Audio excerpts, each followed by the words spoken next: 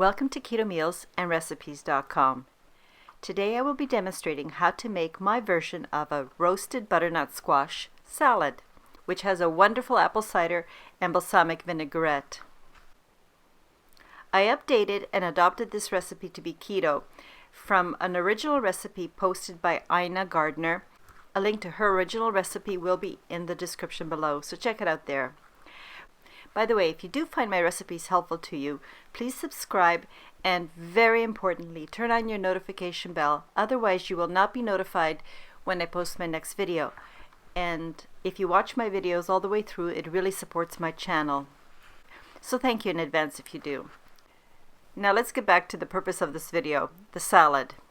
You'll find that this is a very filling salad that you can enjoy as a side dish, or if you add a little bit extra, as a complete light lunch or dinner. What I like about this salad is the combination of the sweetness of the butternut squash, the crunchiness of the pecans, and the fresh, tart but sweet taste of the raspberries, all topped up with this amazingly flavorful French-style vinaigrette.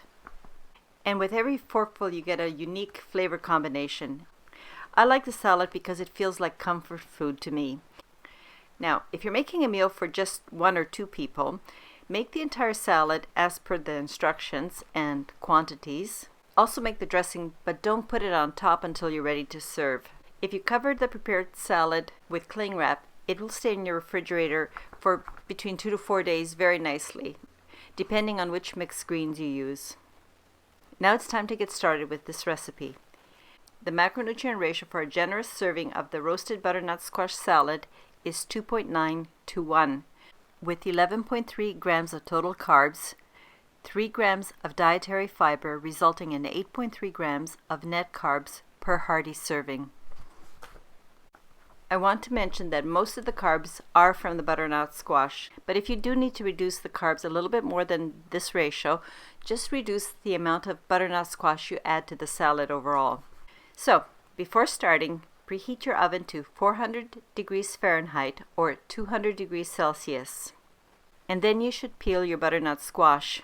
I find peeling most hard shell squash is quite difficult, so as you're doing it, please be very careful. Once your butternut squash is peeled, cut it in half lengthwise, and then with a spoon or a scooper remove all the seeds.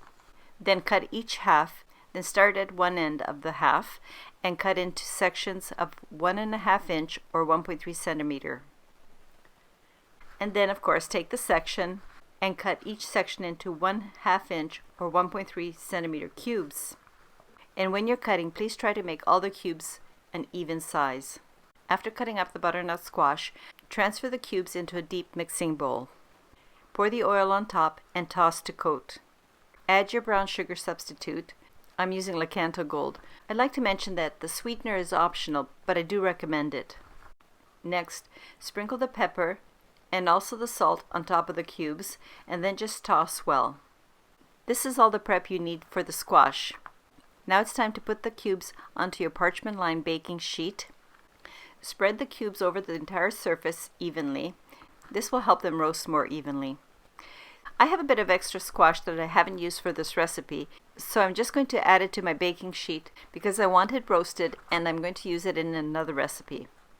Put the tray in the middle position of your preheated oven and set the timer for 15 minutes.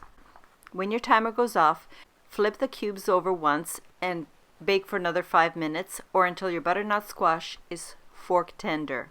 When you decide that your squash is done, just remove the tray from the oven and let the cubes cool in the tray until they reach room temperature. But I'd like to mention that while my squash was baking, I took the time to make my vinaigrette. To make the vinaigrette, I poured my olive oil into a small mixing bowl. I added the apple cider vinegar, the balsamic vinegar, which, by the way, you should read the label to make sure it doesn't have a lot of extra sugar in it.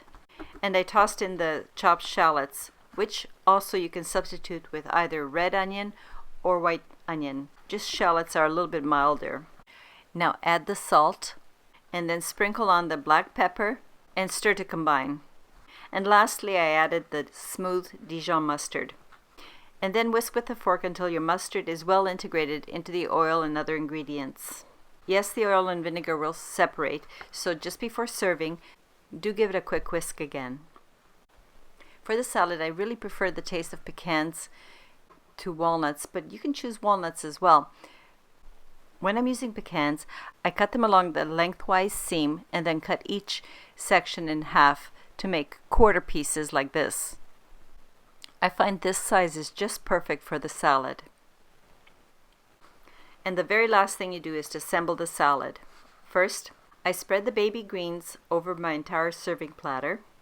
Today I'm using a mixture of baby spring greens, but you can use baby arugula or any other combination of the softer baby greens. This salad is quite versatile, but just remember you do want soft baby greens. Harder salads like romaine and even baby spinach would not really go well with this. Now on top of this bed of lettuce, top with the roasted and cooled butternut squash cubes, and try to distribute them all over, and use your fingers to gently blend them with the greens. And then sprinkle the chopped pecans on top. Then distribute the raspberries over the surface. Unless I know the entire salad is going to be eaten in one sitting, I don't add the vinaigrette until just before I start serving the salad.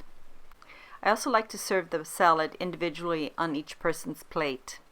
And after plating, it's at that point that I actually pour the vinaigrette on top.